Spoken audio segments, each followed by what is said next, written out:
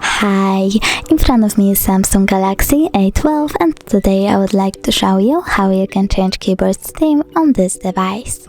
Firstly, open Settings, then scroll all the way down and tap on General Management, Language and Input, On-Screen Keyboard and your currently used keyboard, in my case Samsung one.